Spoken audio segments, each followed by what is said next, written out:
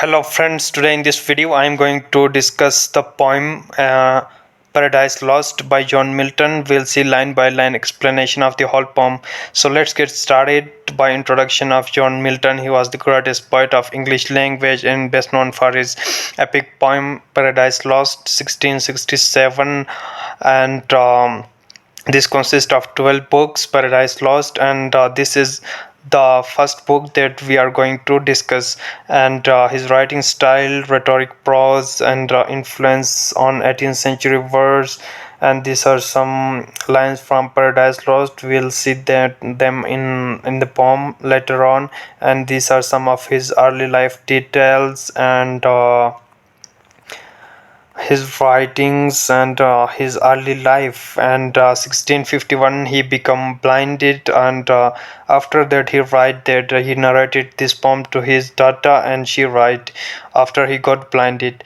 And he married 3 times, but the marriages were unsuccessful, and he write on that about the doctrine and discipline of divorce 1643 as well. And so these are some details about his life, marriage life, and we'll see that.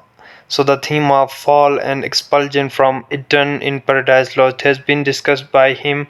We'll see that in book 1, and the poem was originally issued in 10 books and later in 12 books, as I already told you that. And book 1 is part of your syllabus, so that's why we are discussing book 1 in detail, line by line explanation. And Paradise Lost is not easy to read, and as this contain odd syntax, difficult vocabulary, and complex style. And so these are some facts about that. So argument in book 1 of Paradise Lost, that the whole book 1 revolve around the whole subject that is man disobedience. How the first man Adam and Eve they disobey God and eat the forbidden fruit, and fruit as a punishment they get out of paradise. So that we'll see later on in the poem. And how Satan urged them. So Paradise Lost, this is the book 1, and we'll begin line by line explanation. So in this book there were themes of disobedience, destination, and rebellion as well, and we'll see. So let's begin. Of men first disobedience, and the fruit of that forbidden tree whose mortal taste brought death into world, and all our vow with the loss of Eden, till one great man restore us and regain the blissful seat. So here in this line, and these lines you can see that after eating that fruit the men become mortal. We achieve mortality after that disobedience and eating of that forbidden fruit. And Adam represents whole humanity, and brought death to the world, mortality to the world. And yes, great man refers here to Jesus, and blissful blissful seat refers to the paradise as well. The one day the Jesus restore us to paradise. And next line, sing heavenly muse that on secret top of orb of Sinai didn't inspire that shepherd who first taught the chosen seed in the beginning how the heaven and the earth rose out of chaos, or if Sion hill delight the more, and Siloi abroad that flood fast by oracle of God Athens. So here John Milton is praying to Muse to write this poem, that he is going to write a very important work, so he need motivation and inspiration from the Muse. And so he refers to Moses that like the muse he give inspire Moses to write the Genesis, book of Genesis. And the same muse will inspire me to write this work. And Sion hill, yes, hill in Jerusalem. And so next lines we will analyze. Delight thee more, and Sion broke fast by oracle of God Athens. So Yes, Sion Pro is a Cilio prog that flow. Here it refers to pool where Jesus healed the blind, and so Syrians refer to the miracles of God, and invoke thy aid to my adventurous song. Song refer to this work, Paradise Lost book, and that with no middle flights intend to soar above the onion mount while it pursue things unattempted yet in prose or rhyme. And chiefly thou, O Spirit, that dost prefer before all temples that upright heart and pure. So onion mount, it's a mountain sacred hill where Greek muses live, and so the muse of Milton is different from the muse in other poems, the mythological muse, in mythology, Greek mythology, the art of poetry and art, goddess of poetry. But here the muse of Milton is different, something supernatural being, you can say, or God, you can say. So you predict it in your own way. And chiefly thou, O Spirit, it's a spirit, yes, Holy Spirit, you can call it, that thou purify before all temples the upright hair and pure. Instruct me, for thou knowest they from the first was present, and with mighty wings outspread. So yes, he is telling that it's your heart that should be upright and pure. So make my heart pure, that so my thoughts pure, that so I write on that important work, that is Paradise Lost. And we'll see the next line. Dove, okay, was present, and mighty wings outspread, dove like set dove like setters prodding on the vast abyss, and met its pregnant. What in me is dark, illumine what is low, raise and support there to height of this great argument. I may search eternal providence and justify the ways of God to men. So here Milton told that I am filled with darkness. Here dark has two meaning. One is physical meaning, that he is got blinded, and another spiritually dark. So I need his call. He prayed to muse God that illuminate me with lightness. I am lacking spiritual cleansing. Cleanse me spiritually. My thoughts, get my thoughts pure. So I write on that important work, and I am able to convey your way to men. Okay, so that I am able to impart your ways to mankind. Okay, God plan. And we'll see, analyze the next lines. Say first, for heaven's hides nothing from thy view, nor the deep tract of hell. Nay, first, what cause moved our grandparents in that happy state, favored of heaven so highly, to fall off from their creator, the transgressor, his will? For one restrained Lord of fault beside, who first seduced them to that foul revolt, the infernal serpent, he it will those guile stir up with envy and revenge deceived. So here he is asking God to tell him that about the heaven, and he's writing about this important thing, and grandparents refer to Adam and Eve, how they disobey God, and how they are devoid of the favors of heaven, and how they transgress. Okay, and here transgress, violate. Yes, there is rebellion. Satan, how Satan rebel against God. We'll see that later on in the poem. And infernal serpent refers to Satan, and mother of mankind is Eve, and Rebel of angels, yes, the rebellious angel, the angels who support Satan and fight alongside with Satan against God, the rebellious angel they are called, and so we'll see against this throne, yes, against this throne and monarch of God raised the impious war in heaven and battle proud with vain attempt him the almighty power hurled headlong flaming from the ethereal sky with hideous rain and combustion down to bottomless perdition there to dwell in adamantine chains and penal fire who dust their omnipotent to arm. So here he's talking about the rebel of Satan against God and the war fought in heaven between the forces of God and Satan.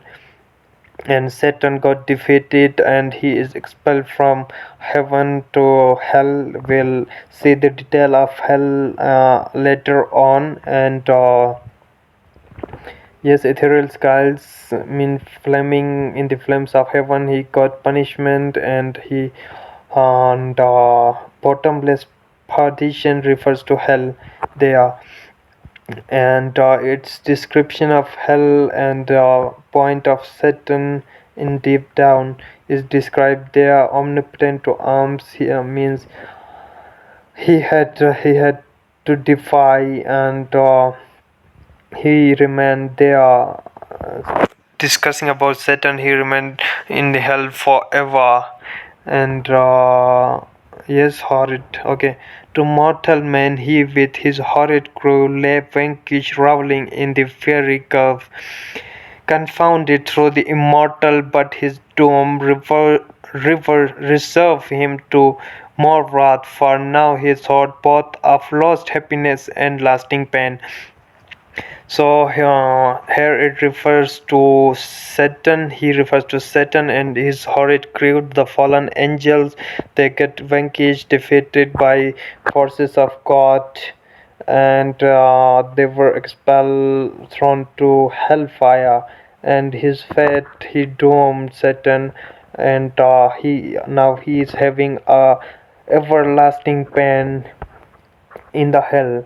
And baleful eyes refers to his dejected eyes of Satan, and their affliction and pain, how they suffer in hell. And now next lines we will see, mixed with obdurate pride and steadfast hate at once as far as angels can he views the dismal situation vast and wild, a dungeon horrible on all sides round, as one quiet furnace flame, yet from those flames not yet but rather darkness visible, serve only to discover the sights of woe, regions of sorrow, doleful shades where peace and rest can never dwell, hope never comes, that comes to all, but torture without end still urges and fury deluge fled with ever burning sulphur, unconsumed. Such place eternal justice had prepared. So the situation of Satan in the hell has been described, and his pride still remain in the hell. And yes, due to his pride he rebelled against God, and his desire for power has overcome his pain in the hell. And in hell has been described, there is only darkness, and there is only slight light to visible that darkness. So there is darkness, dejection, pain, everything, hopelessness, everything was in the hell. And it's a description of hell has been given, and now we'll move on. And yes, still urges and fury deluge fled with ever burning sulphur, unconsumed. Such place at eternal justice had prepared for those rebellions, their prison ordained in utter darkness, and their position set as far as removed from the God and light of heaven. So punishment has everlasting punishment have been assigned for them in the hell. There was deluge means flood of fire. Fire is everywhere, ever burning sulfur like, and those rebellions, they were called rebellions, and they get prisoners as a prisoners there in a hell forever. There is darkness only, and they are removed from heaven is from the center tries to the utmost pole, or how unlike the place from whence they fall. So there are three levels. The underground level is described as hell, and then middle central layer is earth, and above is the heaven, the skies, and they fell into hell that is very different from heaven. They were very comfortable in heaven, and now there is only misery, pain, suffering in the hell. And there the companions of his fall revamp with floods, with whirlwinds of tempestuous fire. He is soon discerned and felting by his side, one next himself in power, next in crime, long after known in Palestine and name Beelzebub to whom the arch enemy and tries in heaven call this Satan with bold words, breaking the horrid silence thus began. If thou best he, but how fall now has changed from him who in happy realms of light clouds with transcendent brightness didn't outshine my rays so bright if he warm mutual league united thoughts counsel and equal hope. So here it has been described that after falling to hell, they were the urge, the rebellious angel, fallen angels, the companions of which are who are the companions of Satan. They are unconscious, and Satan was the first who regained his conscience. And here he delivered his first speech, his first words, and he addressed to Beelzebub. Beelzebub, you might heard about him in Dr. Faustus. He is an evil spirit, and he is second in command to Satan. And Satan talked to him in his speech. Satan's speeches are very important in Paradise Lost. So this is the first speech, and he talked to Beelzebub, who is known as prince of spirits and evil spirits, prince of evil spirits, and he talked in bold words, breaking the horrid silence. And first words of Satan after entering heaven, we'll see what he say. mm, okay, rebellion angels Lord's light, and light is representative of God, and darkness symbolize Satan. And Heather in the glorious enterprise joined with me once, now misery had joyed in equal ruin into what pit thou seest from what height fall, so much the stronger proof he with his thunder, and till then he knew the force of those dire arms, yet not for those, nor what the potent victor in his rage can else inflict. Do I repent or change? Through change in outward lustre that fix mind and high disdain from sense of injury merit, that with the mightiest raised me to contend, and to the fierce contention brought along innumerable forces of spirit armed that does dislike in vain, and me preferring. So here in certain speech he talking to Beelzebub, and he's telling that we don't need to be fearful, and now this is our place, and we are going to live there. Don't get desperate. He is encouraging him, Beelzebub, who got desperate or lacking energy, and Satan is trying to restore his energy. And Satan now realized that He cannot defeat the supreme power of God. He cannot defeat his creator God. So one thing to mention, to keep in mind, that Satan do not refers name God as God, and he refers name with different names, and mostly he refers to God as he. And thunder is the wrath of God, and Satan realized that we cannot defeat God through war, so he is looking for an alternative to take revenge against God. And these are the bold words of Satan, as Satan is represented as a good leader, and he is good at speaking skills, you can say. And but his mind is fixed, and he has a vision, and he has been defeated, and the craze for revenge grow in his mind. And we'll see now the next line. And distant, yes, hatred grows to God in the mind, in the heart of Satan.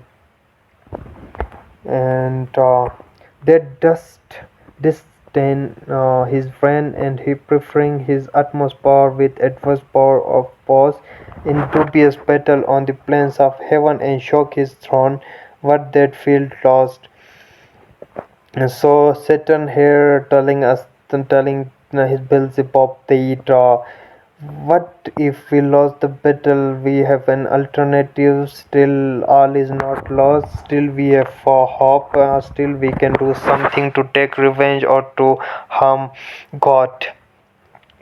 All is not lost. These are important lines. Okay, all is not lost. The unconquerable will. So, invincible will of Satan has been portrayed here, and study of revenge, immortal hate. Yes, he has got immortal hate towards his enemy, that is God Almighty, and courage never to submit or yield. That he is very courageous, and he is not at any cost ready to yield before God, his Creator. And what is else not to be overcome? That glory never shall his wrath or might. And extort from me to bow and sue for grace with suppliant knee, and defy his power, who from the terror of his arm so late doubted his empire that were low indeed. So here Satan again challenging God, that he's now he's there to how full they were. He's not reluctant. He is reluctant to pray or bend before God, and due to his pride, he considered himself even equal to the God, and this led him to his rebellions against God. And there is a so he was proud about his rebellion, that there is someone that who can challenge God, and he's said that now God become conscious about his creatures, that there is someone who can challenge his power. So this is like a shame for God. Okay. And ignoring, shaming, yes, Satan is telling that it's a shameful act for God that his creature rebels against his raised voice and challenge his power. This downfall since by faith the strength of God, and this ephemeral substance cannot fall, since through experience of his great event in arms now words in foresight much advanced. So ephemeral substance refer to angels, and great event refers to war between the fallen angels and God. And angels, he said that angels are not created by God, but they are naturally begotten, born, and it's part of their fate. So he is even challenging the creation of God, his creator, and he is denying the fact that God has created him. Oh, how rebellious Satan is. The next four lines we will analyze. Women with more successful hope resolved to wage by force or guile eternal war, irreconcilable to our grand foe, who now triumpheth, and in excess of joy soul beginning holds the tyranny of heaven, who spake the apostate angels who in pain vaunting aloud but wretched with deep despair, and him thus answers soon his bold compete. And of prince of chief of many thrones, power that led the embattled seraphim to war under thy conduct, and in dreadful deeds, fearful in danger, or heaven's perpetual king, and put to proof his high superiority. Now he got Satan got experience, and now he's looking for an alternative how to harm his foe. His foe refers to God. Okay, he is addressing God as foe, and tyranny of heaven. Yes, and he is addressing to God as a tyrant that who punish them, who give them eternal punishment. And we'll see that apostate angel referred to the rebellion angels, and he told him them, no, you don't need to be desperate, or you come on, wake up, and we have to fight against God. And here it Satan's first speech ended. And now Beelzebub dogs and him thus answer soon his bold conquer of prince of chiefness many thrown powers, and let the empire suffer him to war under thy conduct dreadful deeds, fearful in danger, heaven perpetual king. And bold comparer refers to Beelzebub, and seraphim is the highest order of angels. As you know, Satan is the archangel who belongs to highest order or highest rank of angels, but they repel, and perpetual kings refer to Satan. And here Beelzebub praising Satan for his leadership qualities, and he's calling him perpetual king. And that he got now motivated by the speech of Satan, and he is now ready to challenge God alongside with Satan. And now we'll see whether upheld by strength or chance of fate, too well I see, rue the direct event that with set our throne or foul defeat had lost us heaven and all this mighty host. In horrible destruction let the law as far as God and heavenly essence can perish, for the mind and spirit remain invincible, and vigor soon returns through all our glory extent and happy state. Here swallow up in endless misery. But what if our conqueror, whom I now of force believe Almighty, sins no less, and then such could have overpowered such forces as ours, have left us this our spirit and strength entire.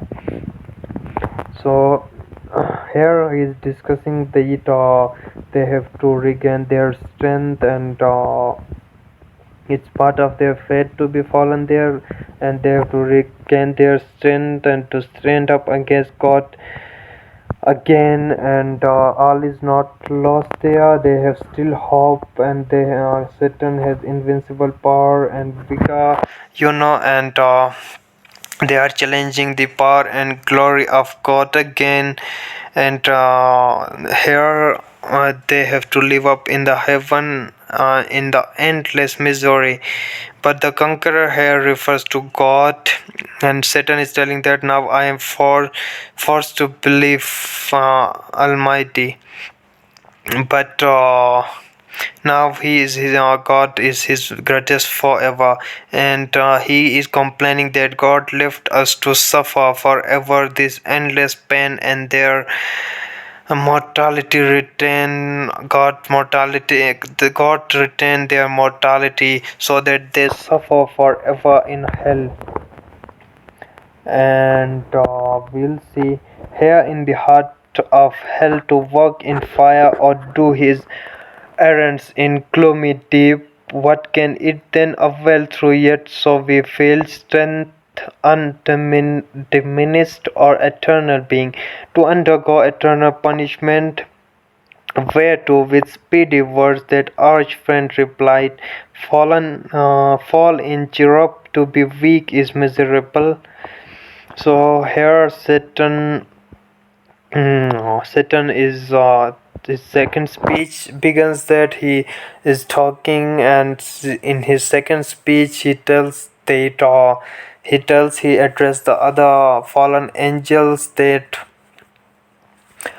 fall in Europe, okay, and to be vacant is miserable. He's telling that we do not need to be weak, and to be weak is miserable. If you felt yourself to be weak, then you become more miserable. And now this is our place, this hell is our place, and we have to be strong to fight our enemy God again. And he is motivating them to stood up again, and it's felt like the other angels they have felt like they are losing, they have lost hope, but here the Satan is trying his best to regain their confidence and telling them that to be weak is miserable. And we'll analyze the next line: doing or suffering but of this sure to do out good. Good never will be our task, but ever to do ill is our sole delight, as being the contrary to his high will. So now he's telling his fallen angels that now our sole call purpose will be to do those tasks, ill task, evil task, and which are against the will of God.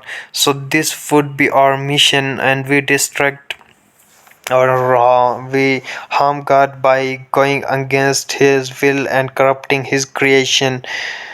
And now he is telling that they are the representatives of evilness, and his speech proves him to be a good leader. And okay, and whom we resist means are resisting, they are resisting against the power of God.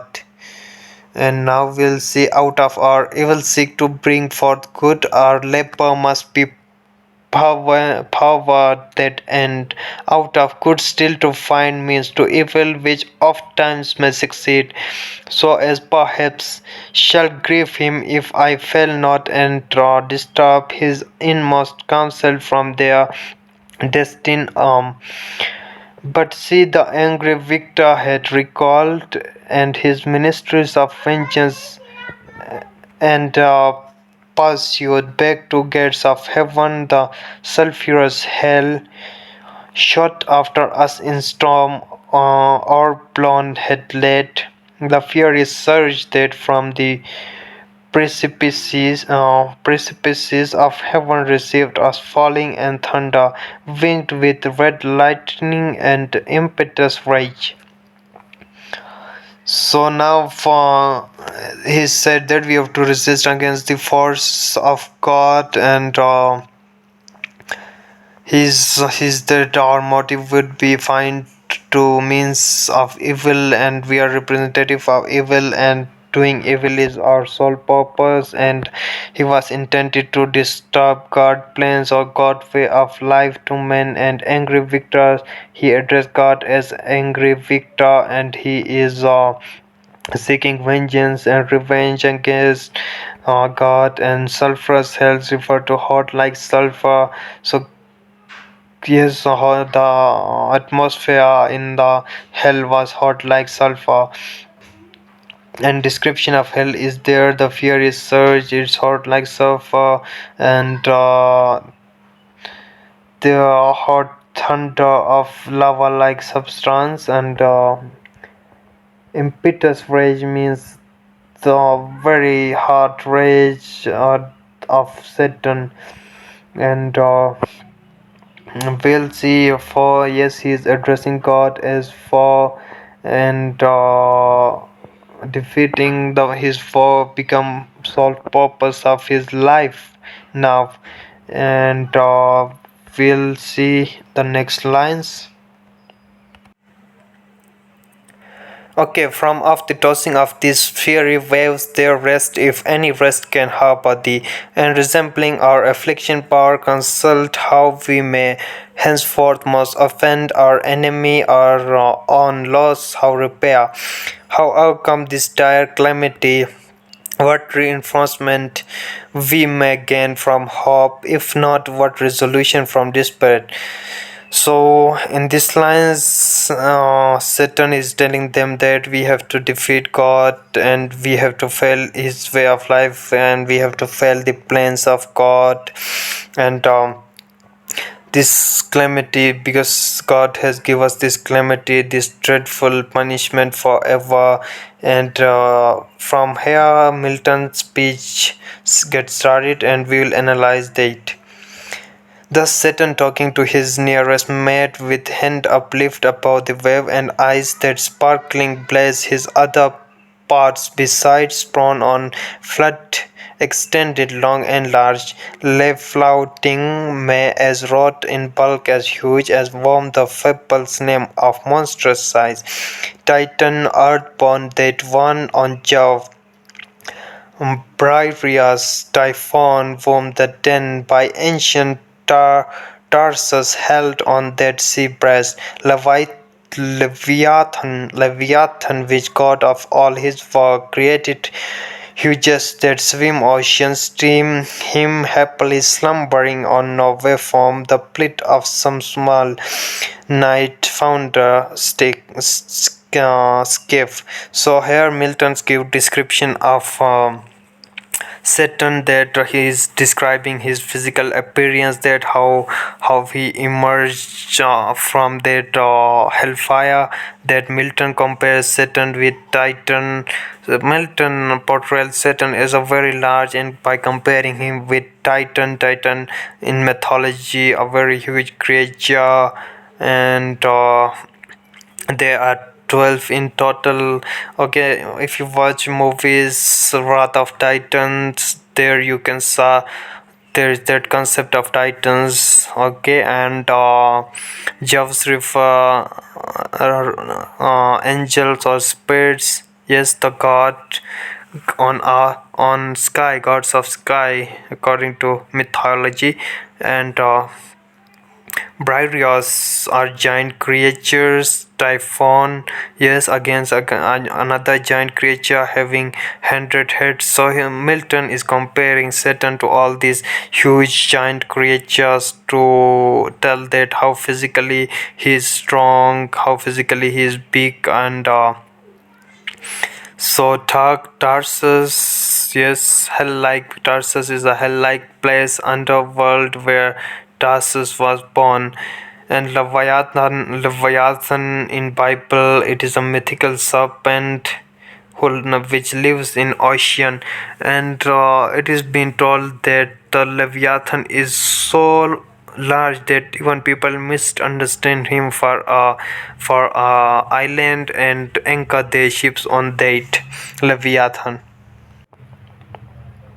Damning some island of the seamen tell with fixed anchor on his scaly-rent moors by his side under delay, while night invests the sea and wish mourn and delays, so stretch out huge inland the arch when lay, chained on burning lake, nor ever thence had risen heaven in his head, that the will and high permission of all ruling heaven. So as I already told that the Leviathan is so huge that people used to anchor, misunderstood him as a land and anchor their ships. And Satan compared to that, Satan is compared to that how how big Satan is. And archfriend refer to Satan as he was archangel, and at heaven he was known as Lucifer, and after rebellion he becomes Satan. And Satan stretched himself out like a leviathan, and to move out of that hellfire, you can say. And so God gave him permission to do so. He's thinking that he is doing so on his own will and using his own power, but actually it doesn't. God gave him permission to do so, because he want because God has power to take care of his creation. So God accept his challenge. It's a challenge of Satan to corrupt the creation of God. And we'll see the next line. Let him at large to his own dark designs, that with the reiterated crimes he might heap upon himself damnation, while he sought evil to others, and in rage might see how all his malice serve but to bring forth infinite goodness, grace, and mercy shrewd on men by him seduced, but on himself tremble triple confusion, wrath, and vengeance bore. Forth with upright he rears from off the pole, his mighty stature on earth had the flames. Driven backward slope their pointing fires and rout. So the evils of Satan heap up, and he become the cause of his own destruction. And God knows that, and you will not be able to. God is telling Satan, you will not be able to distract or astray the human beings creation of God. And it's because of God's mercy. God is merciful, and he is giving him chance, and accept his challenge. And so Satan try his best to do so. Aloft, incumbent on dusky air that felt unusual, wet till on dry land, and he lights if it were land that were burned, with solid as a lake, with liquid fire, as such appear in hue as when the force of subterranean wind transport a hill torn from Pelorus, or the shatter side of thundering Etna, whose combustible and fabled entrance, thence convincing fire, sublime with mineral fury at the wind, and leave a singed bottom all involved with stench and smoke. Such resting found the soul of unblessed feet. Him follow his next mate, both glorying to have escaped, and the Stygian flood as gods by their own recovered strength. So, by speech of Satan, the fallen angels, they regained their strength, and they stood up against God, got motivation and confidence by his speech. And atmosphere of hell is described here as a volcanic eruption. The liquid fire is everywhere, and subterranean refers to underground. Okay, hell is much more in the lava side of the earth. And Pelorus here refers to boundary between earth and hell. And volcanic eruption Etna is it's a reference and used there. It's compared to volcanic erupted mountain Etna. And hellfire, the volcano hellfire is compared with volcanic eruption of Mount Etna. And the winds, okay, sublime with mineral fury. So it's been like that, the minerals have been melted. And we'll see that with stench and smoke, such resting found the soul of unblessed feet. His follow his next mate, both glorying to have escaped the Stygian. So here Stygian flood a lake in a hell, which is a river of hate, and they think they came to land using their own strength, but actually behind it God give them strength. So they were able to move out of hellfire and find some land. And from here Satan third speech began, and we'll analyze his third speech. In his third speech, he addressed to Beelzebub again, and Satan compares the fallen heaven and hell. So his wording start like this: Is this the region, the soul, the climb? Said then the lost archangel, the seat. So here he see compare heaven and hell, and he said that archangel, yes, Satan, archangel is this Satan. He was archangel in the heaven, that we must change for heaven in this mournful gloom for that celestial light. Be it so, since he who now is sovereign can dispose and bid what shall be right far farthest from him is best, whom reason had equal force had met supreme above his equal farewell happy fields where joy forever dwells hell horrors hell infernal world and then profound as hell receive thy new possessor, one who brings a wind a mind not to change by place or time. So here his speech ended, and he addressed to Beelzebub, and he is a strong willpower, and he's describing as far as the reason is concerned. He's declared himself equal to God, and it's only one thing which distinguish him from God.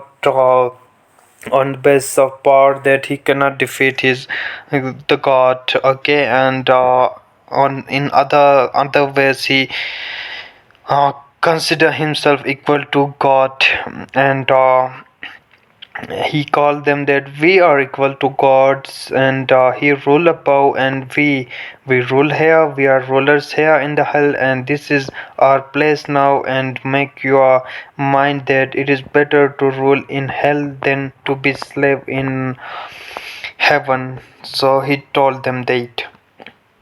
In next lines, we will analyze the mind in its own place, and it itself can make a heaven of hell, a hell of heaven. Yes, it has been described that the hell, it is better to rule in hell than to be servant in heaven.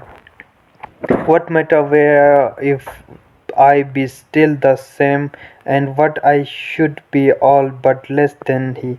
Whom thunder had made greater, here at least we shall be free, and Almighty had not built. Here for his envy will not drive us hence.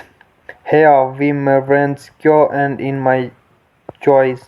To reign is worth ambitious through in hell, and so here he said that I am not less than God, and it is better to I am ruler of hell, and it is better. This hell is better than heaven, and by so he said this to convince his fellows to stand up again.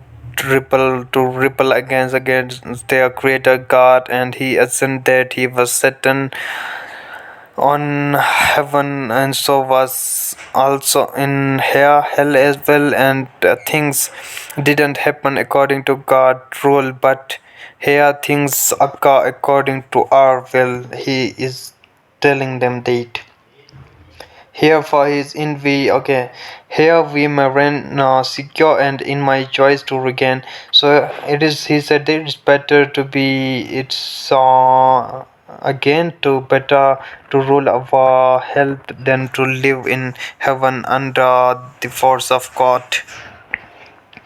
And next lines, he said that the associates and compartners of our laws lead us astonish on the oblivious pool, and call them not to share with us their part in this unhappy mansion, or once more with rallied arms to try what may be yet re- regain in heaven, or what more lost in hell. So Satan spake, and him Beelzebub thus answer, leader of those armies brought, which but the omnipotent none could have fought. and if once they heard that voice, their liveliest pledge.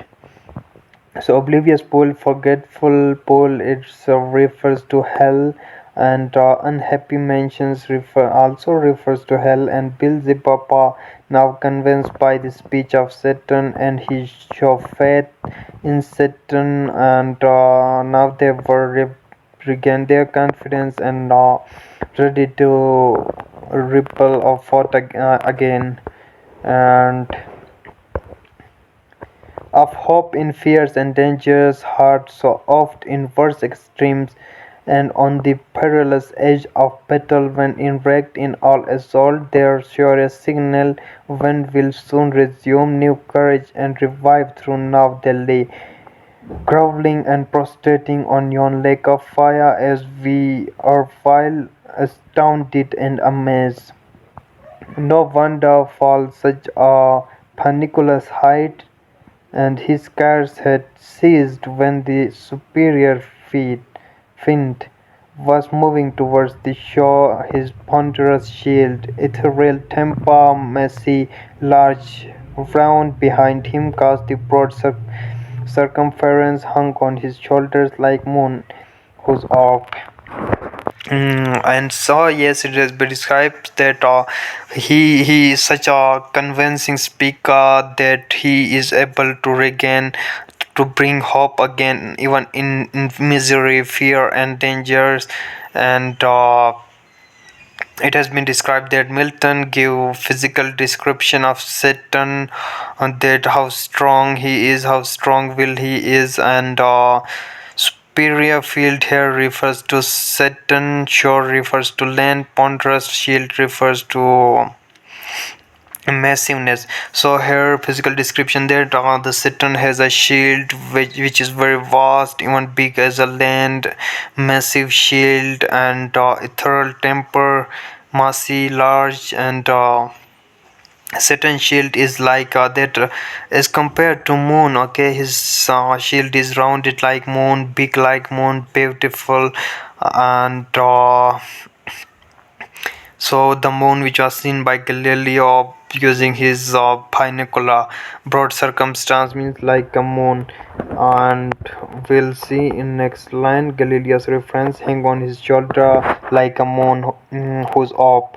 Through the optic glass, the Tuscan artist view. Tuscan artist refers to Galileo, that Galileo is standing off of that particular place to see the stars and the moon, etc., using his binocular at evening from the top of his soul. Yes, this Fisol, the place where Galileo's stand to see the stars, or in Volturno, again a place to decree new lands, rivers or mountains in her spouty globe, his spear to equal which the tallest pine, hewed on Norwegian hills to be mast of some great Emerald were but a want. He walked with to support uneasy steps over the burning marley, not like those steps on heaven's azure and torrid climb.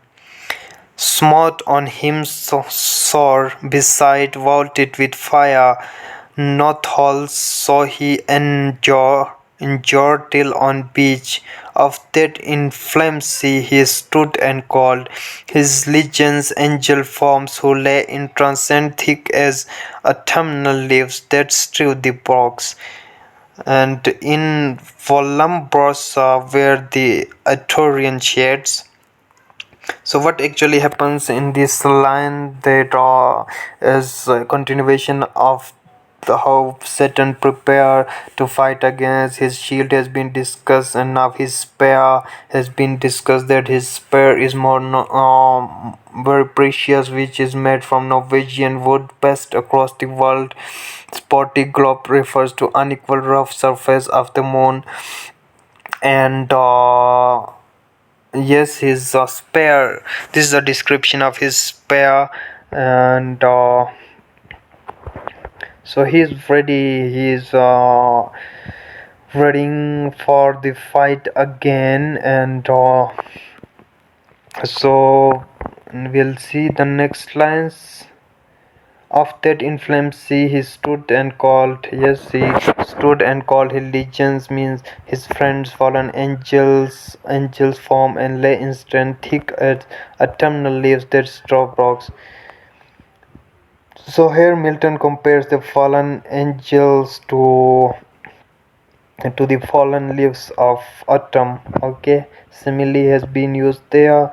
That in autumns the leaves fall, so the angels also falls like a leaf and gets scattered. But Satan through his speech trying to bring them as and united them again. And now scatter siege, so she would afraid see uh, and Orion arm is a giant huntsman in Greek mythology. Had vexed the Red Sea coast, whose waves overthrow Busiris and his Mephistian chivalry, while with perfidious hatred they pursue the sojourners of Cochers, whose behold from safe shore their floating carcasses and a broken chariot wheels, so thick and vast, abject and lost lay these, covering the flood. Under amazement of their hideous change, he called so loud that all hollow deep of hell resound. Princes, potentates, warriors, the flowers of heavens, once yours, now lost. If such astonishment as this can seize eternal spirits, or heavy chaos this place. So here what actually happens, this is allusion to incident when Moses take Israelites out of Egypt, and Pharaoh and his people, they pursued them down in the sea. And Busiris refers to Pharaoh, and Mephistian chivalry, Egyptian, it refers to Egyptian chivalry. He chased them in his chivalry, and they got washed away by the river sea. You can see the Red Sea, and we'll see that.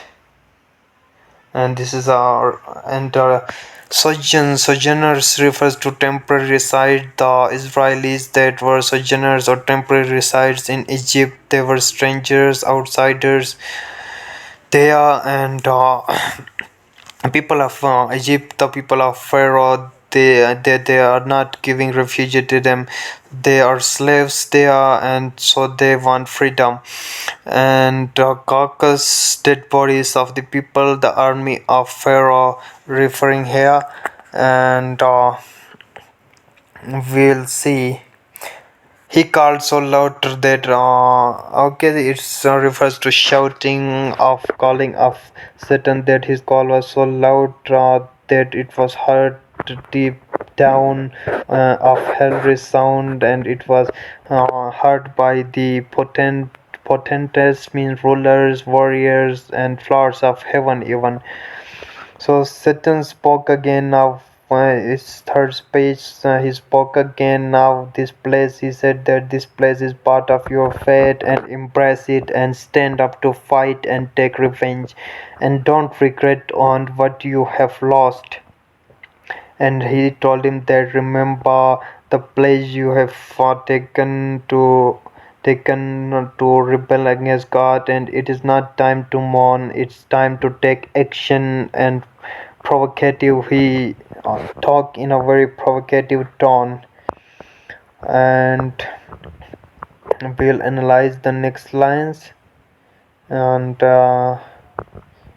yes, from there, his swift pursuers from heaven gets distant, the advantage and descending tread us down, thus dropping or with linked thunderbolts transfix us to bottom of this gulf. Awake arise or forever fallen, they heard and were abashed, and up they sprung upon the wing, and as when men want to watch on duty sleeping found by whom they trade, rouse and bestir themselves ere well awake, nor did they not perceive the evil plight in which they were of fiery pain not feel. So this is the description of the scatter army of Satan, that the army got scattered and he is trying his best convincing them to unite them and to convince them and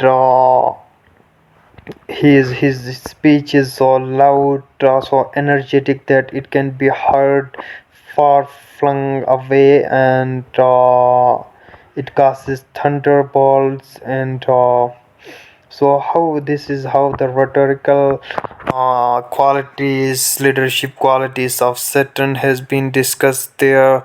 So suddenly all the archangel, fallen angels awake and they got motivated, and we'll see what happens next. Yet to their general's voice they soon obey, innumerable as when the potent rod of Amram's son in Egypt, evil day warmed round the coast up, call a pithy cloud of locusts wrapping on easter wind that o'er the realm of impious Pharaoh hung, like night and darkened all the land of Nile. So numberless were those bad angels seen hovering on wing under the cup of hell, twist upon the surrounding fires, till a signal given the unlifted spear of other great Satan waving to direct three course in even balance down the light on the brimstones and fill all the plain. So here we will see that Milton's compared the fallen angels to locusts, and Moses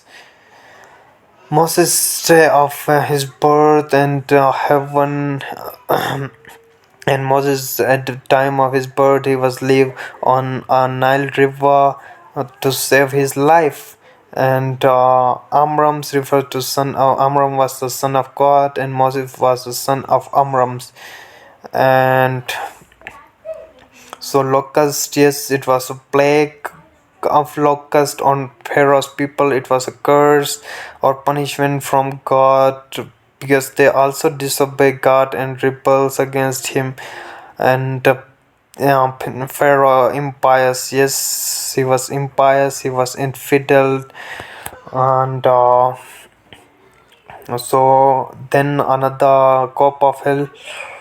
Yes, so following this curse, follow of Satan's, listen to Satan's very eagerly, interestingly, and Milton associates Satan with the Eastern rulers, great Sultan. Sultan refers to Eastern rulers, and he compared him with Pharaoh, with great sultans as well, great leaders. Okay, and Milton compares Satan's army to barbaric army of Connor's murderers, the barbarous forces, a multitude like which the populous North Power never from her frozen lawns to pass Vreni or the Dana when her barbarous sons came like deluge on south and spread. So the forces of barbaric forces, how they came, how they are barbaric, and they came like a flood and washed away everything.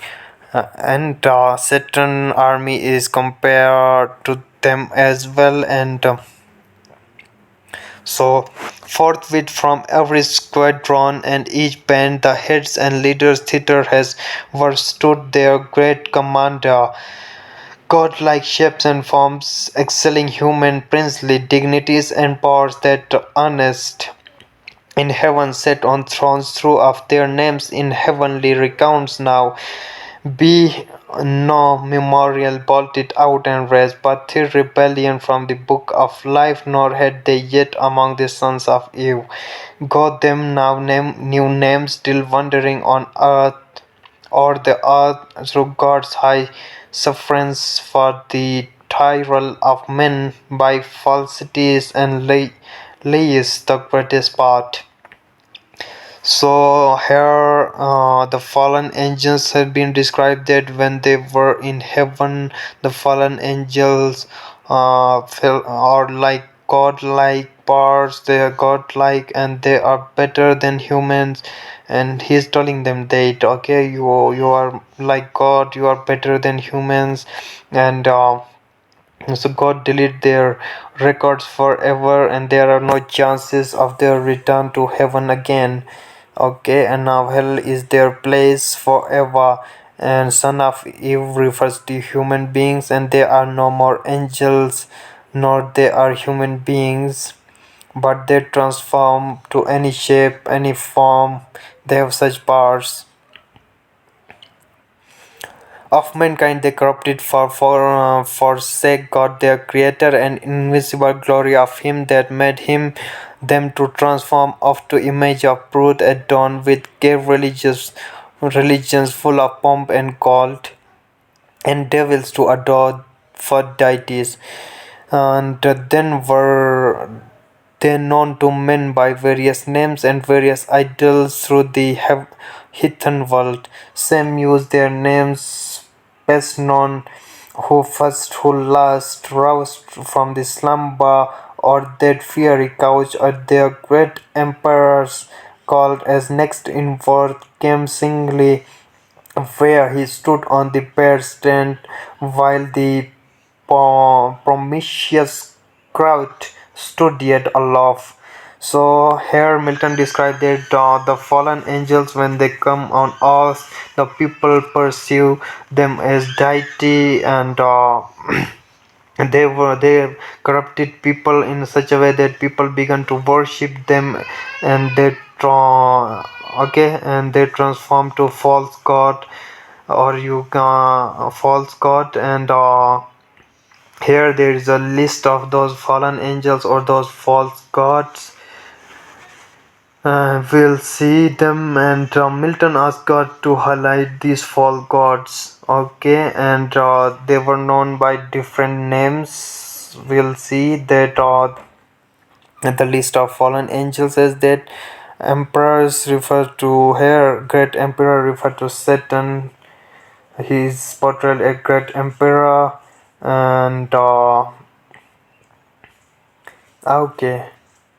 So here we see the list of those false gods. You can say the chief were those who from the pit of hell roaming to seek their prey on earth, and thus fix their seats long after next the seat of God. Their altars by their altar God adore among the nations round and burst abide.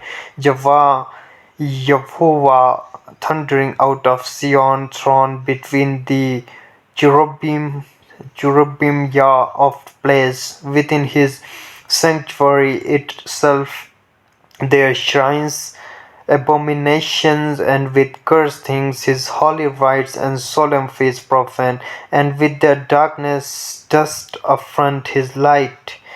First, okay, we'll discuss Moloch later.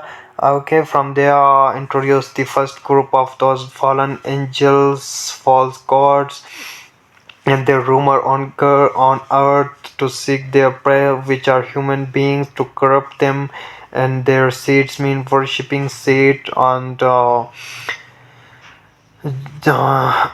okay, and Jaffa has been described that Yahweh, he's a god of Jews.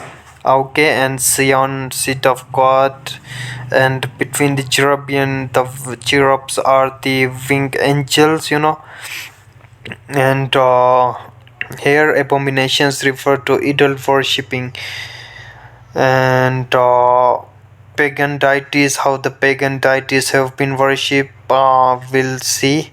And his holy rites, they were given holy rites, and people consider them as gods, and with their darkness burned affront his light. First Moloch, horrid king, besmirched with blood of human sacrifice, and parents' tears through for the noise of drums and timbrels loud, their children's cries unheard that passed through fire.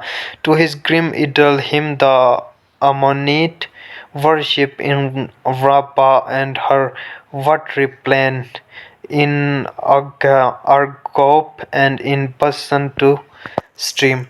So gradually what happens that gradually this worshipping of false gods spread across the earth, and people them idols of idol worshipping replace the worship of true gods. And first among the pagan deities the false god was Moloch.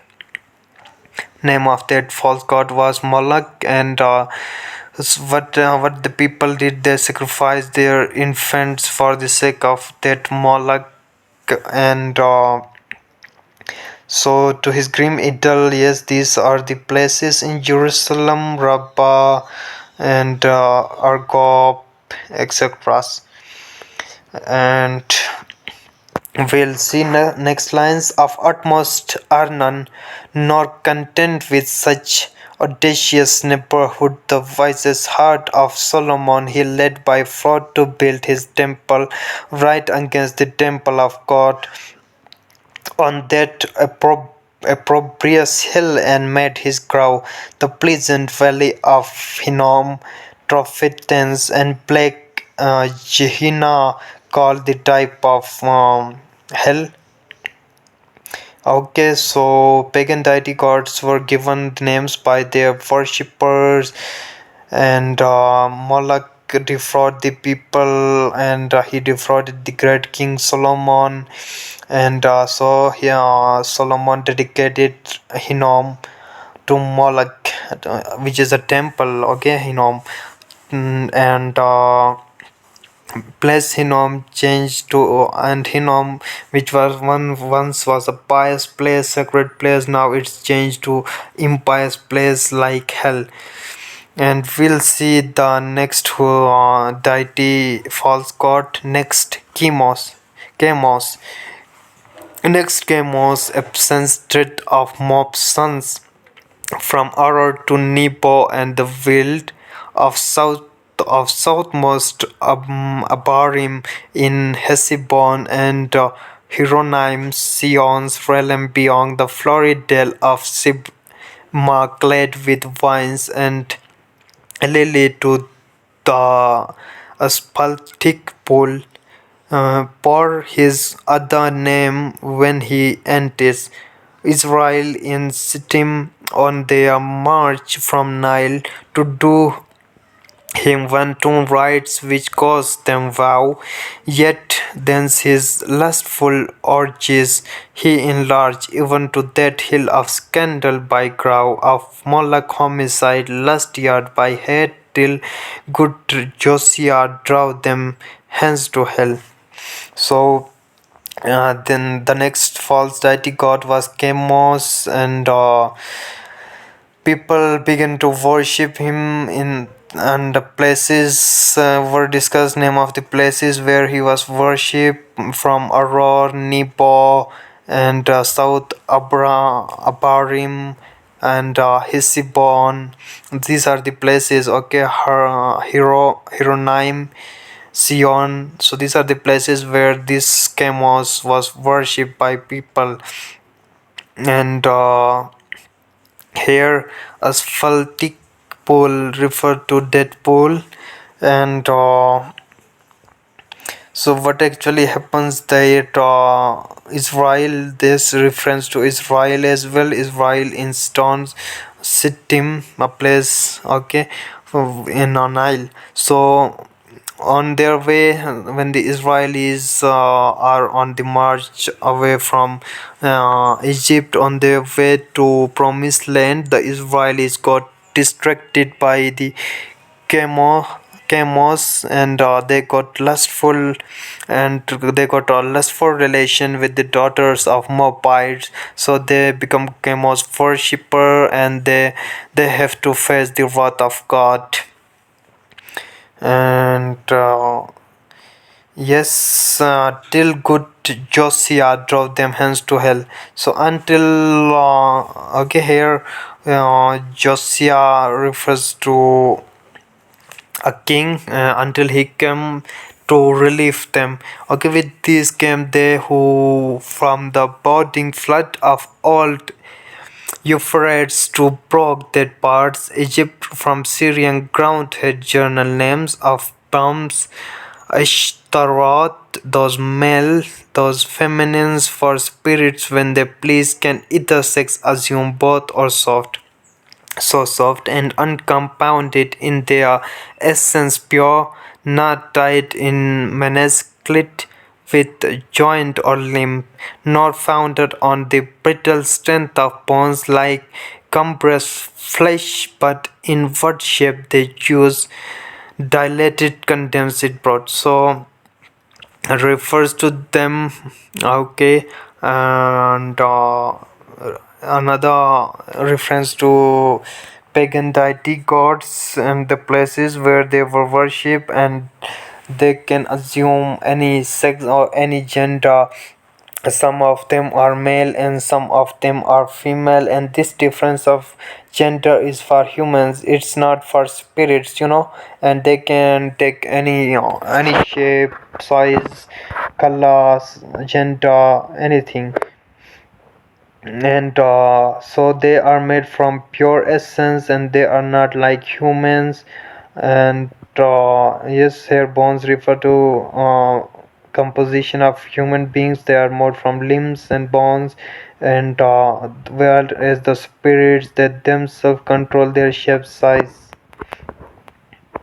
okay, can execute their airy purposes and work of love or enmity fulfill.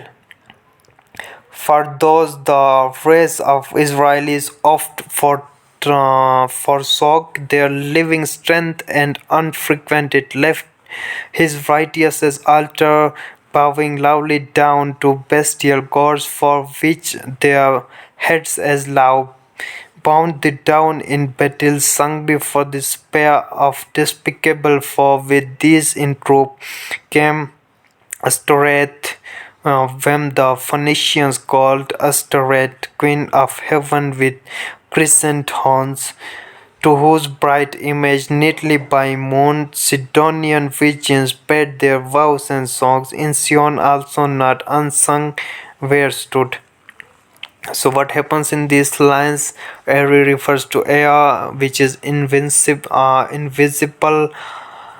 and they have freedom. Those spirits, those deity, false god, they have freedom, and they disobey God, and they choose pagan the people. They choose pagan ways of life and worshipping, and bears. So they bear the curse of God. And here's Astoret, another pagan deity, has been introduced, and she was followed by Phoenician people, and in the place of Sidonian, a place. Okay, she's Astoret, a queen of heaven, crescent horns, her description, and we'll see.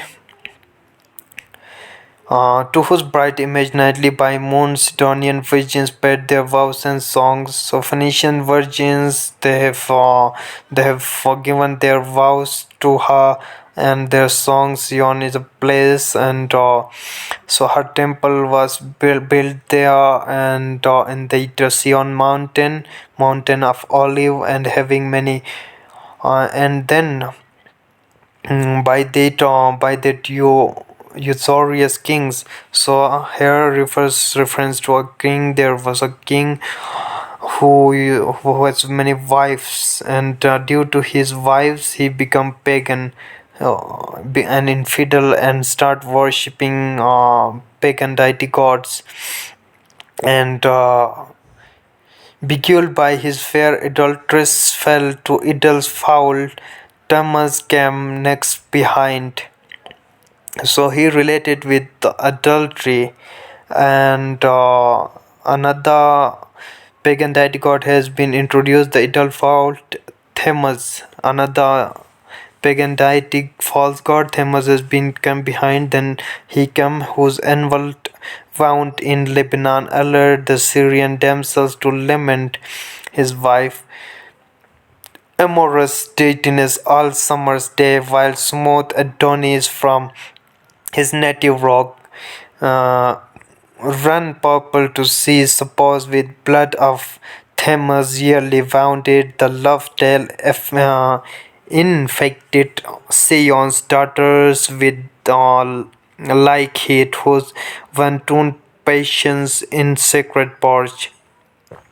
So Themos, he was worship in the places has been described there. He was worship in Syrian lands, Lebanon, and yearly mourn people, them sons, unmarried women. They yearly mourn for his death on yearly annual basis and lived on his river due to his murder. They assume that Adonis, which is lived on his river, it become red due to his blood or his death.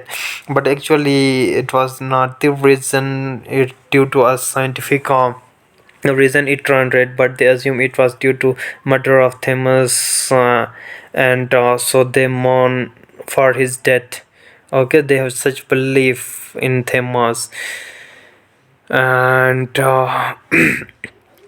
we'll see that. Okay, Ezekiel saw when by vision let his eyes survey the dark adulteries of alienated Judah. Next came one who mourned in earnest when the captive ark maimed his brute imagine head and hands lopped off in his own temple on the council edge.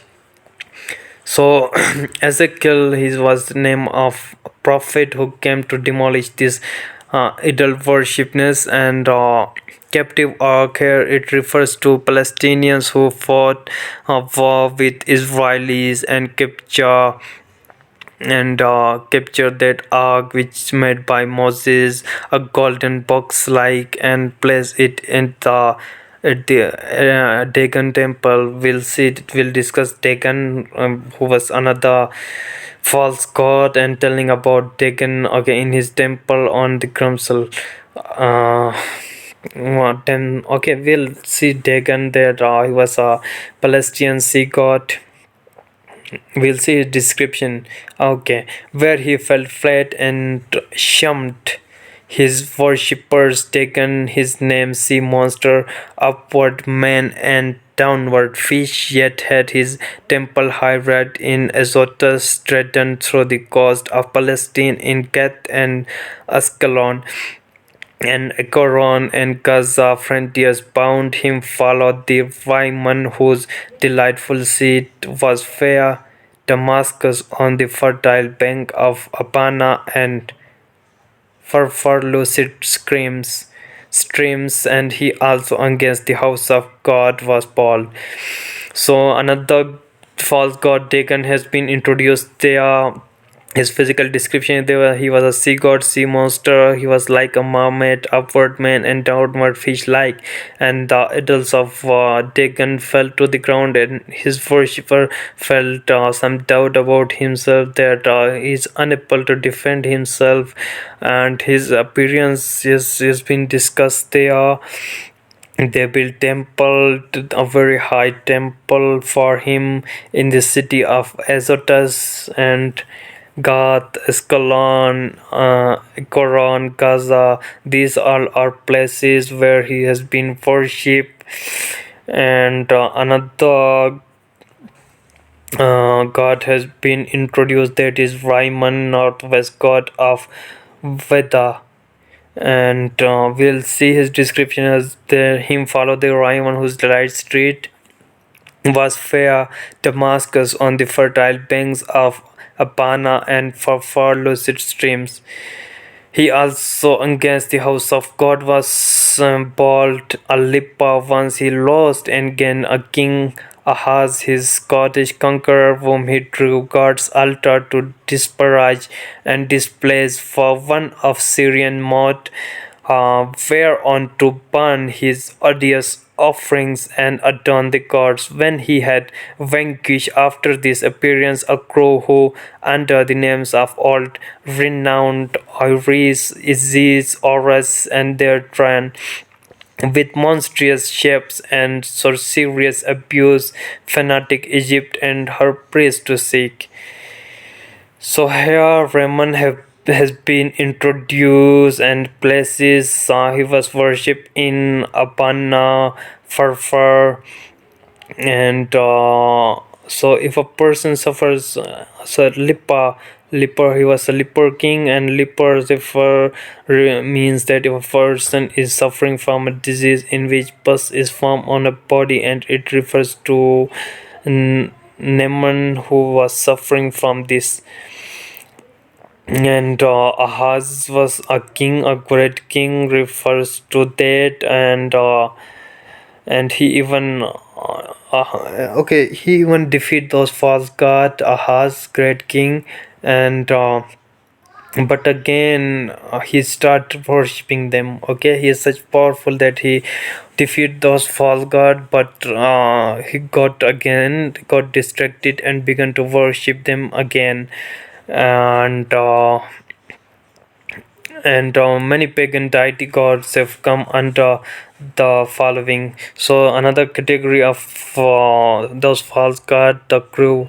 Yes, a crew. There is a crew group of those following on those false gods, and we'll see their practices with monstrous shapes and sorceries abuse fanatic Egypt and her priests to seek their wandering gods disguised in brutish forms rather than human, nor did Israel escape. The infection when their power called composed the calf in Arab and rebel king double that sin in Bethel and in them, lightning in his Mecca to gaze ox. Jehovah, who in one night when he passed from Egypt marching equal with one stroke, both her firstborn and all her plating gods. Belial came last, then whom a spirited more left fell onto from heaven, more gods to love. So what actually happens in these lines? They prepare to brutish forms means they prepare to take shape of animals, and so this idol worshipping spreads like an infection, spread very rapidly everywhere. You can say it spread like COVID-19, and it almost spread every place on earth. And they borrow money, gold from Israelis, and and they built a calf-shaped statue of that false god. And rebel king refers to Moab, a Jewish king, or is a place. Okay, these are name of places: Bethel, Den, Gaz, Ox. So they built statue of this shape, ox shape, animal shape, and Yehovah, Jewish god who cursed the firstborn to be died in Egypt, and another pagan false god has been introduced here, Belial, who came last. Belial came last when whom a spirit more lived, fall not from heaven, more gross to love. So the last god, he's not fell from heaven, but he got very reputation among the people, and people even make him god that although he was not fallen angel. Okay, and we'll analyze the next lines. Okay, wise for it itself to him, not temple stood altar smoke, yet who more often the In temples and at altars, when the priest turns atheist and did allay sons who filled with lust and violence the house of God. In courts and palaces he also reigns, and in luxurious cities where the noise of riot ascends about the loftiest stars, injury and outrage when night darkness the street, then wonders for the sons. So, although a temple, not temple, was built for him, he was not a fallen angel, but he was worshipped as a god by people, and yet his statue was more than the previous god, and he got a very good reputation among people and the followers of Belial used to practice evil things like violence, noises, and loftiness, and we'll see that insolence. They were rude. They used to drink wine, witness street of Sodom at night, and the all the evil practices we'll see yielded their matrons to prevent worse rape, and these were the prime in order and in might. The rest were long to tell, thought for renowned Ionian gods of Javans, issue held gods yet confessed later than heaven and earth. Third posted parents, Titan, heaven firstborn, with his enormous broad and breath-light seized by young Saturn, he from mightier Jove, his own and rose sun like measure fall, found so Jove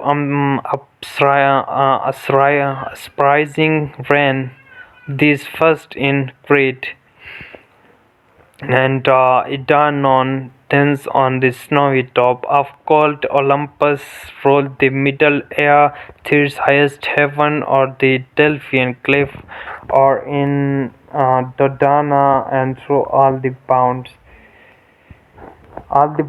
of Doric land, or who with Saturn all field of Adria to the Hesperian fields. We'll see that, okay? So, yes, sir, the followers of Belial, false god, has been described that they were used to practice evil things, and even the rape of male were there, which is a very hideous thing. And the rest of the pagan deities are you can say there are many in the list, and this is the Belial was the last and to be mentioned, although there are many others as well, and so refers to Olympus. They are called of Olympus hill in which was a hill in Thessaly, considered the house of God, and according to Greek mythology, they consider it heaven, and so third, okay, so here the description of pagan deities has been ended, and Saturn fourth speech start from here. Okay, flit over Adria to the Hesperian field. Okay, and or the Celtic from the utmost isles, and these and more came flocking, but with looks. Okay, downcast and damp, yet such wherein appeared obscure from glimpse of joy who have found their chief, nor in despair to have found themselves not lost in loss it itself, which on his countenance cast like doubtful hue, but he his vaunted pride soon recollecting with high words that bore semblance of worth not substance gently raised their fainted courage and dispelled their fears. And then straight commands that at the warlike sound of trumpets loud and clarions be upreared his mighty standard that brought on acclaim Azazel and his right a cherubian tail. So the state of fallen angels have been described there, and they were happy to see that their leader, Satan, he was not in despair. Rather, he is energetic and he motivates them, and he's very energetic, motivated, and build confidence in himself and his followers as well. And they were very impressed by his words, his speech, and universal host refers to the ripple, the fallen angels. Okay, at which the universal host, upset, a shout that tore hell's concave and beyond, frightened the reign of chaos. All night, all in movement through the gloom were seen 10,000 banners rise in air with orient colors waving. With them rose a forest huge of spears, songing helms appear, and serene shields in thick array of depth immeasurable. Anon they move in perfect phalanx to Dorian mode of flutter, flutes, soft records such as race to heighten the noblest temper. Heroes all arming to battle in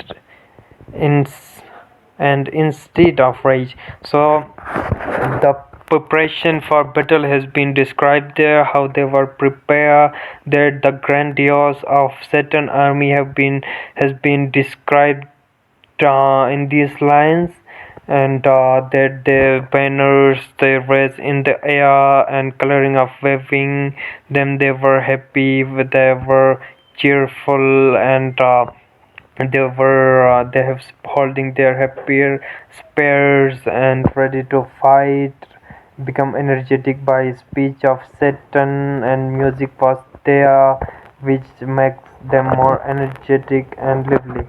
And next lines we will see deliberate, valor, breath, firm and unmoved, with dread of death to fight or foul retreat, nor wanting power to mitigate or assuage, with solemn touches troubled thoughts and chase, anguish and doubt and fear and sorrow and pain, from mortal to immortal mind. Thus they, breathing united force with fixed thought, move on in silence to soft pipes that charmed, through painful steps read the blunt soul, and now advance in view they stand, and horrid friend of dreadful length and dazzling arms, in disguise of warriors old, with altar spears and shield, awaiting what command their mighty chief had to impose. And he through the arms files dirt his experienced eyes, and soon transverse. So yes, the preparation of army has been described, how disciplined they were, and they were ready to fight, dealt a fight. Yes, they were not afraid, and they have energy, and they forget their sorrows and pain, and now they are ready to rebel again.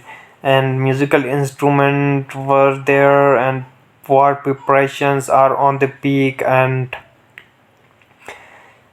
we'll see that numerous they were very large, numerous, dreadful length, that army length is very large, numerous, and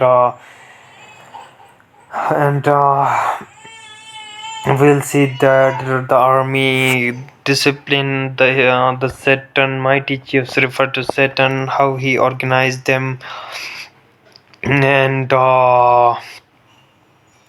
wait a second. As Saturn has experience of leading in wars, and the whole battalion. So here battalion, yes, you use this word for army. So here it refers to the army of Saturn, and so we'll see hardening their strength, okay, and their glory, and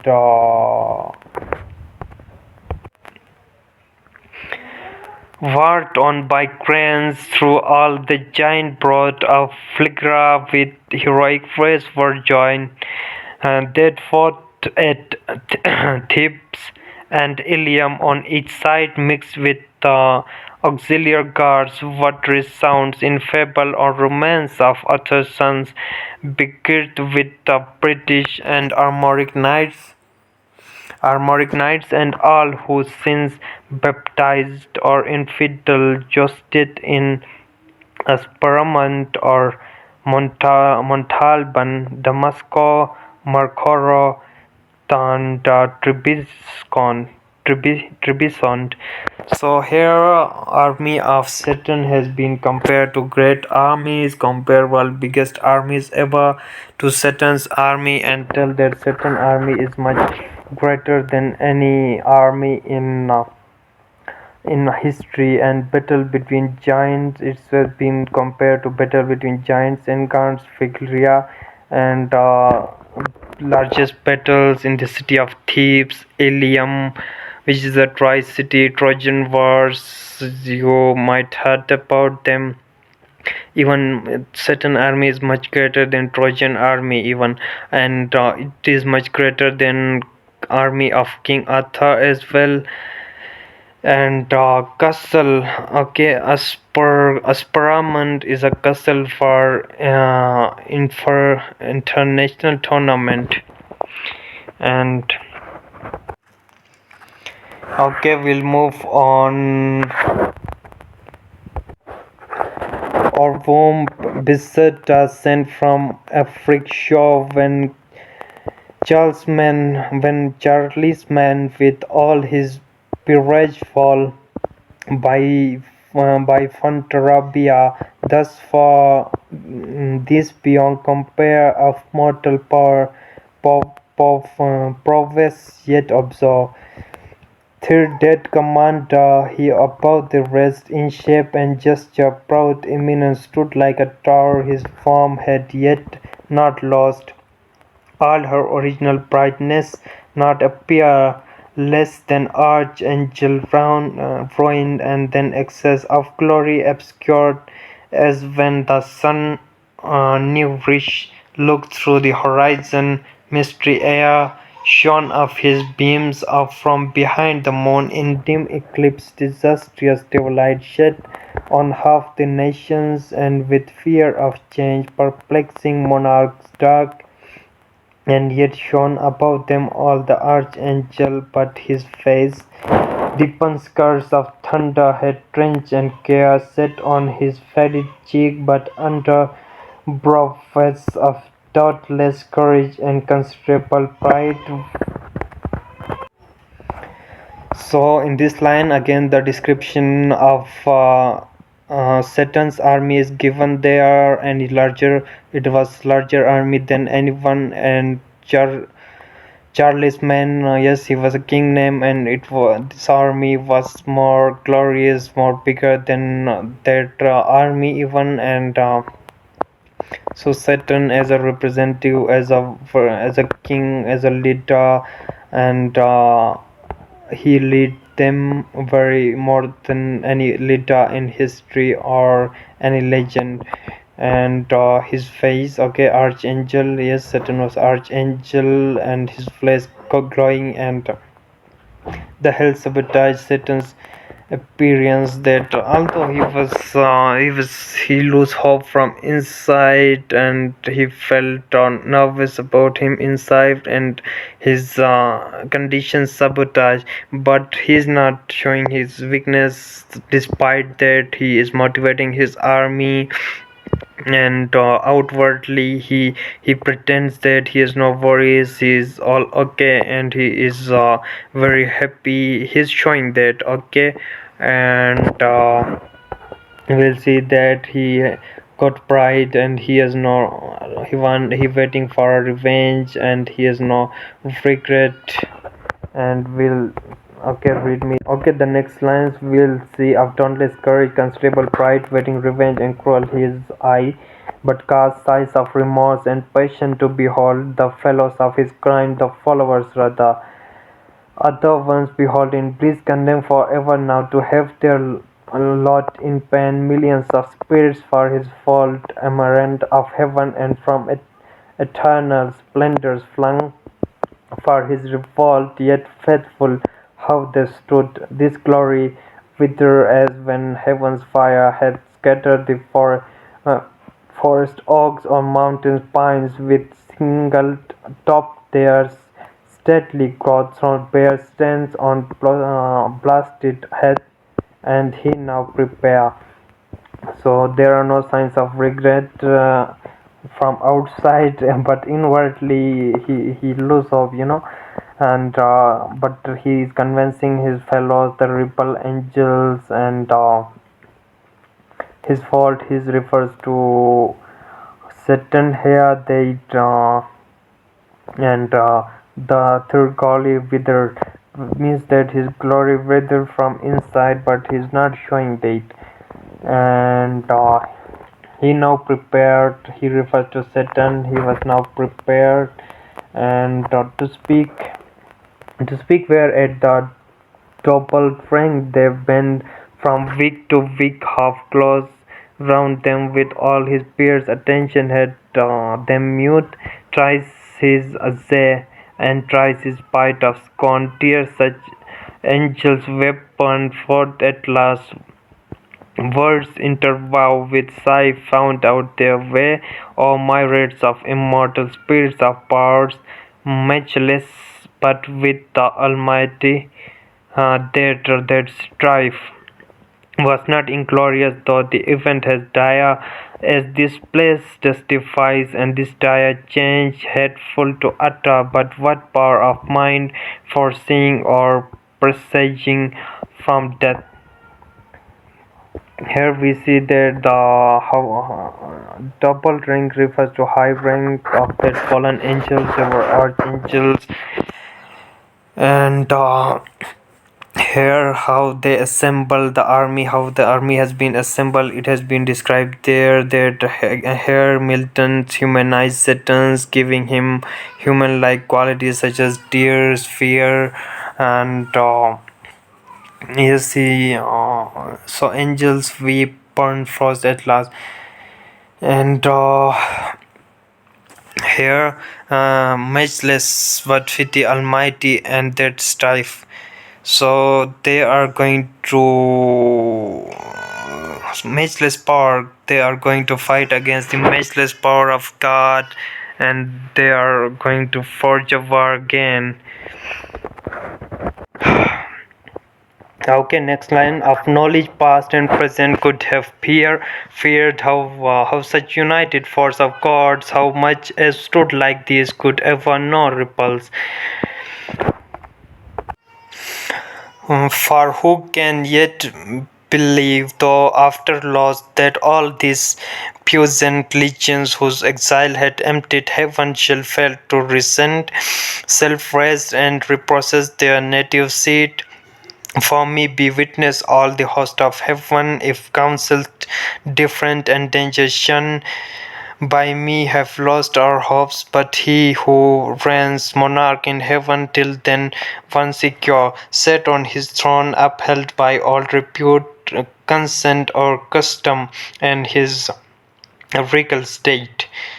So here that again the description of army and Saturn, how he lead the army, that there is no chances of retreat, or and they can fight anyways, despite they knew that they cannot defeat their creator. But Satan urges them so well, motivate them so well, that they are willing to fight at any cost, and there seems to be strong army, and they did this to retain, okay, and regain their own previous position, and native seat refers to their position in heaven, and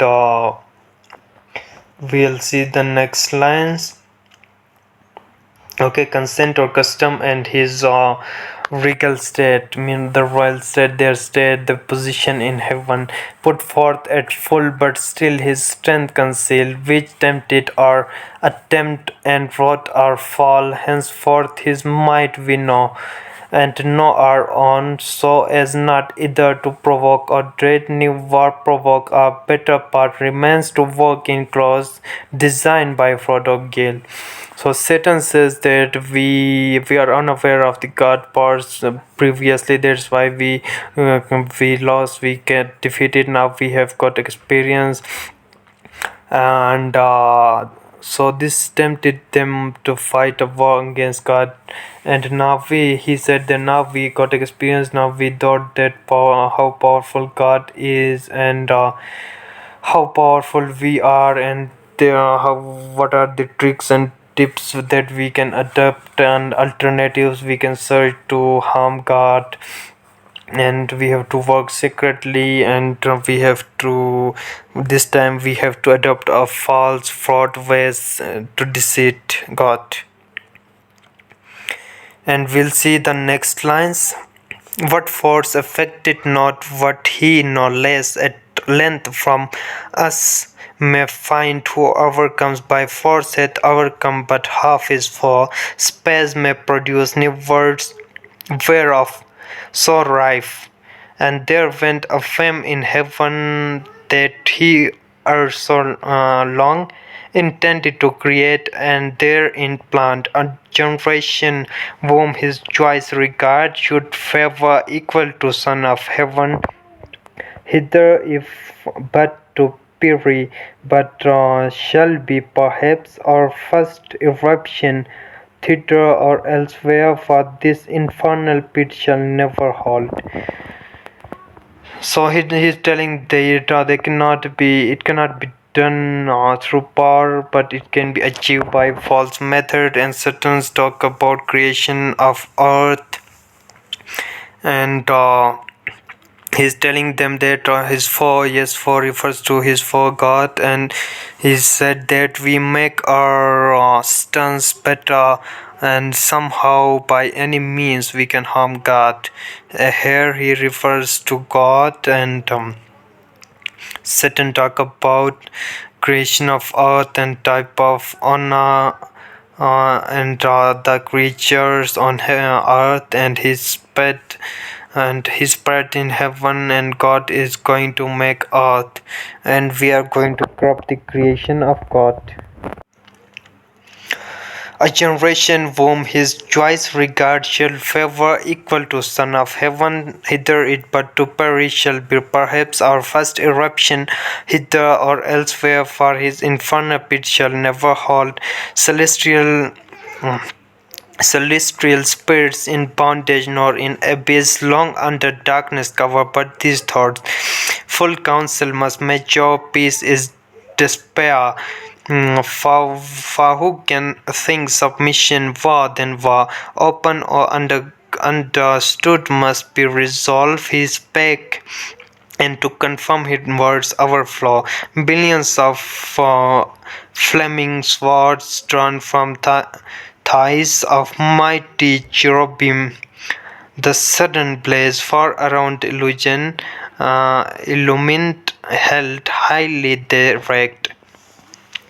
So, Son of Heavens here referred to angels, and generation here hints towards creation of human beings is there, and that Satan told them that we can compare uh, rhetoric of Satan on speech words, that he convinced people to win their spot like what politicians do.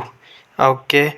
And infernal pit refers to hell there, and peace is despair. So he telling that we cannot make peace with God or any reconciliation with God, neither we think of submission before him, but again to rebel, to fight him, and to harm him, his creation. Okay, against the highest and fierce with grasped arms, clutched on their sounding shields, on dim of war, hurling defiance towards the vault of heaven, there stood a hill not far, whose grisly top belched fire and rolling smoke, the rest entire shone with Clausius' cough undoubted sigh that in his form was hit metallic or the work of sulphur hit the winged with speed. A numerous brigade hastened as when bands of pioneers with spade and pickaxe armed forerun the royal camp to trench a field. So against the highest mean, against the god, and so the sound of shattering of their shields and the swords were even heard in a heaven. Such a grandiose was army of Satan, and how reluctant they are not willing for any reconciliation, and they have strong willed, and so they were eager to fight, and this has been discussed in these lines. The next lines: or cast a rampart. Mammon led them on. Mammon, the least erected spirit that fall from heaven, for even in heaven his looks and thoughts were always downward bent, admiring more the riches of heaven, pavement wrought in gold, than our divine or her holy elves enjoyed in vision beatific by him first. Men also by his suggestion thought ransacked the centre, and with the impious hands rifled the bowels of their mother earth. For treasures better hid soon had his grow open into the hill a spacious wound. So here, Memnon, another false god, has been introduced there. He's a god of wealth, and in Greek mythology, and his greed of wealth, due to which he was thrown out of heaven, and he was very greedy here about in wealth, and it was Memnon who taught men to greed for wealth, and here wealth has been treated as a curse. Impious hand, those who hold these wealth were considered impious hands, and wealth is considered a curse by John Milton. We'll see the next lines, and yes, and dig out ribs of gold. Let none admire that riches grow in hell, that solely may best deserve the precious ban. And here let those who boast in mortal things and wondering tell of Babel and work of Mapian kings, learn how through greatest moments of fame and strength and art are easily outdone by spirits reprobate, and in an hour what an age they with incessant toil and hands innumerable scars perform, nickel on plain in many cells prepare, that underneath had veins of liquid fire, slushed from lake a second multitude, with wondrous art found the messy ore.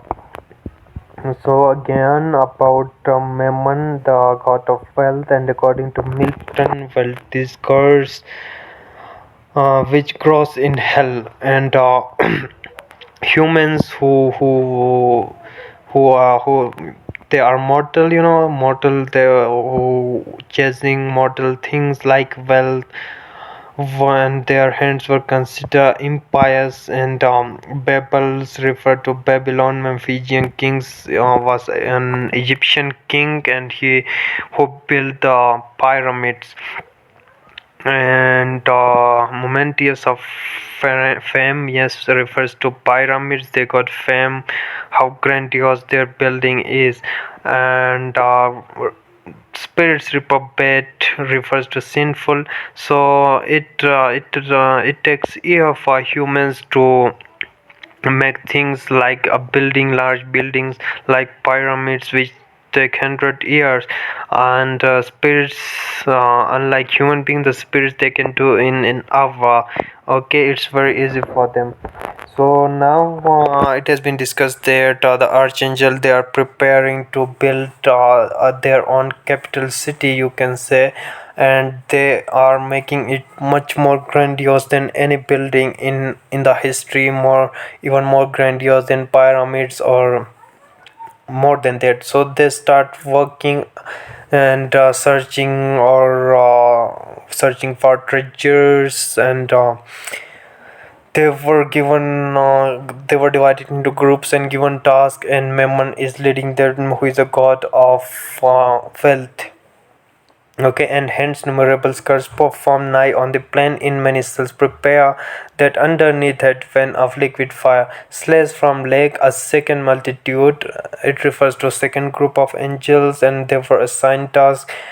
So, under guidance of Memnon, the fallen angels work for digging gold, and then comes the third group, serving each needle and scum the precious dose, so ordering it and arranging it. And a third refers to a third group of the angel was working under the command of Memnon. A third had formed within the ground of various mold, mean shape, and from the bowling cells, by strange convenience, filled each hollow nook as in organ from one blast of wind. We'll analyze next lines. Okay, too many so their working has been described. They're working on finding their treasure, and they were divided among different groups. Look at the discipline they have.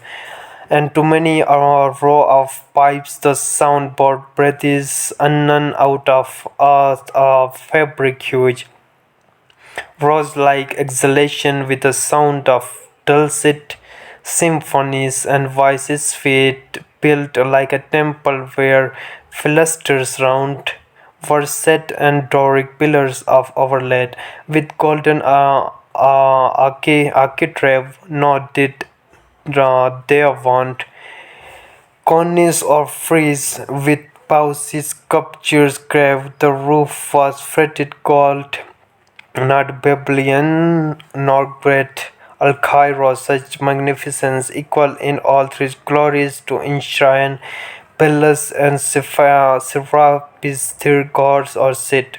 So what happens there? Soon they were working very you very fast. You say earth, land. Earth refers to land in heaven, in hell, sorry, not heaven. So a small piece of land in hell, and they were building their capital over there. They were working enthusiastically and eager, and the capital of hell was constructed under by fallen angels, and this was a greater than any magnificent architecture in history, such as Babylon, Cairo, and so which are built to please their gods. But this was built for their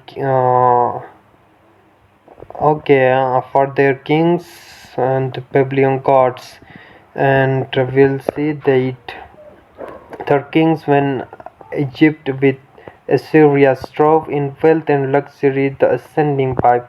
So those buildings of Babylon, Egypt, Cairo, they were built for the gods, okay, previously. And Bilis refers to Babylonic god, and we'll see the next lines. Within her ample spaces, or the smooth and level pavement from the arch roof, pendant by subtle magic, many a row of starry lamps and blazing crescent fed with naphtha and asphaltus yield light as from a sky.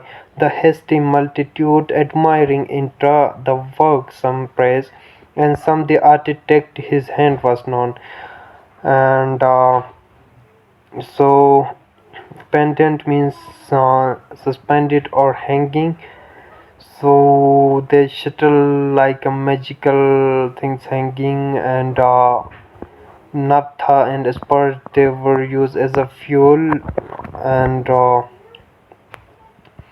and we'll see that his hair is referred to Memnon, and the construction was under Memnon, and he was represented as the best architect and of the it, so that he is leading them to build a very grand building, even best in the history. And Supreme King refers to God here, and Milton is praising Memnon for his construction and architect qualities. Okay, nor this is named unheard or unadored in ancient Greece or Estonian land. So here that this construction has been so great that it was unheard by anyone, but it was much grander than ancient Greece or Estonian land. The next lion's men called him Mulcipa, and how he fell from heaven, fable thrown by anchored jaw, sheer the crystal battlements from morn to noon. He fell from moon to dewy eve, a summer's day, and with the settled sun dropped from zenith like a falling star, or on Lemnos the Aegean isle.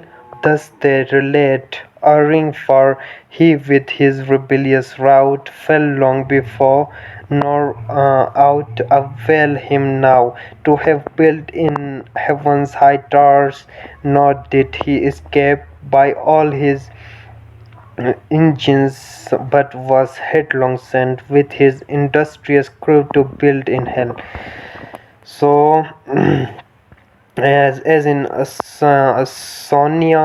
Sonian land, people what they did, the people make him a deity god, and Memnon and his followers has been discussed there. The Memnon who was fallen from the heaven, thrown out because of his greediness, and Jove refers to Jupiter, god of sky. He has been thrown by the god of sky, and summer's day refers to long days at the top from he was thrown away, and it is an allusion to Homer's Iliad on Lemnon's Aegean. Okay, and we'll see there while the winged heralds refer to fallen angels. At Pandemonium, the high capital of Saturn, and his bears, third summons called from every end, band squad regimed by place or choice, the worthiest they Annan wills hundred, and with thousands trooping came attend. All access was throng, the gates and porches wide, but chief the spacious hall through like a covered field where champions halt, found right in armed at Soldan's chair, defied the best of Penium chivalry to mortal combat, or career with lance thick sworn both the ground and air, brushed with the hiss of rushing wings, as bees in springtime when sun with towers rides pour forth her populous youth about the hive. So here Pandemonium was the capital of hell. It was built and the construction has been complete. It became a demon evil center, the capital of hell, and they were successful in building that capital, and its glory has been discussed there, and now the fallen angels all have been invited there, so they're making a plan about their attack or their future plans, how they fight God and all of these things. So numerous angels are there, and Soldan's chair refers to Satan, who is representative of all of them, and Penium chivalry refers to crusades. Okay, even its chivalry grandiose was much greater than anything And here Taurus refers to zodiac sign which tells about revolution of sun motions. And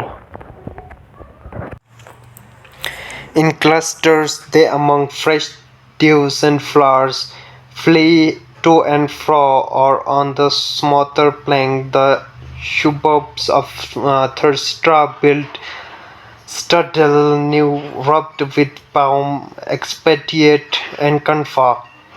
Thursday affairs so thick the every crowd swam and were strained till the signal given behold a wonder they but now who seemed the big in bigness to surpass earth, giant suns now less than smallest dwarf in narrow room, throng the numberless like that pygmean race beyond the Indian mount of fairy elves, whose midnight revels by forest side of fountain form belated peasant seas or dreams he sees, while overhead the moon sits arbitress and near to earth, veils her pale curse. They on her mirth and dance, intent with jocund music charm his ear.